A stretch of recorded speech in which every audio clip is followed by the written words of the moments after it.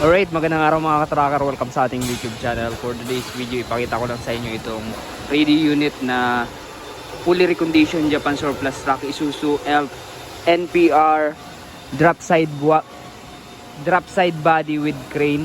Silipin po natin. Pero bago yan, kung bago ka lang sa aking YouTube channel at hindi ka pa nakaka-subscribe, mag-subscribe ka na. At paki-like na tong video na to. Alright mga ka-tracker. So sabihin ko mamaya kung magkano ang ganitong unit, yung estimated price para magkaroon kayo ng reference kung bibili man kayo ng ganitong unit. Ito po ay fully reconditioned. Ayan. Fully repaint. Ang ganda. Katatapos lang i-bap yung pintura. Merong gumagawa dito. Ayan po yung itsura. Yung kulay niya puti. Pati yung body sa ilalim naman naka black tone. Tapos yung loob naka upholstery na, merong floor matting. Ayan, naka upholstery yung mga upuan.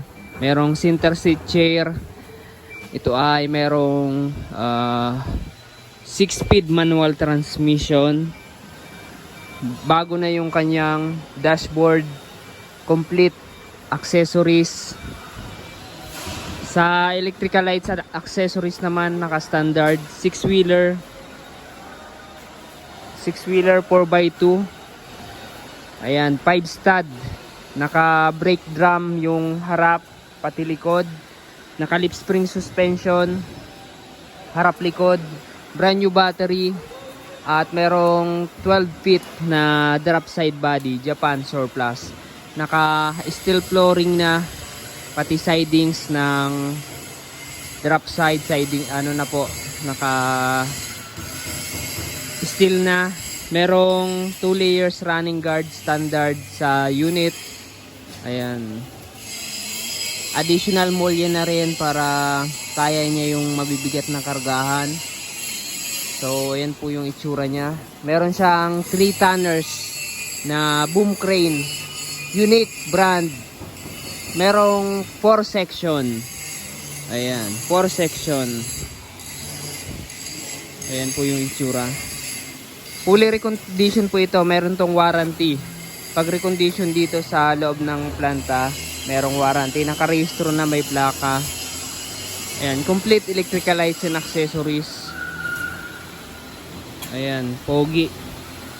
Makakapal yung gulong, Japan Surplus. Ang sukat ng gulong, meron siyang sukat na 205 by 75 R16 tubeless.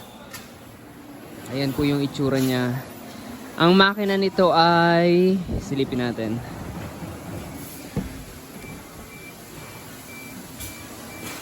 Ayan, 4HG1.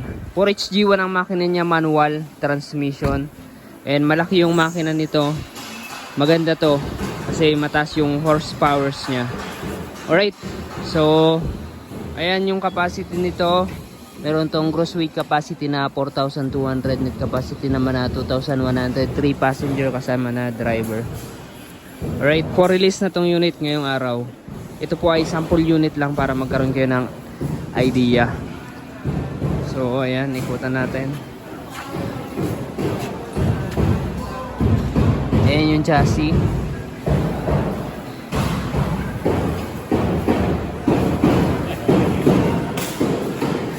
Ayan, naka M4 type clearance light. And yung system nito, ayan, tiningnan ng aming contractor. Chinek kung may sira, pinalitan na namin. Kung may re-repair, pina-repair na namin. Basta pag recondition, lahat yan ginagawa. Pati makina, change oil, tune up. Ayan. Kapag may tagas, ayan, inaano na namin yan.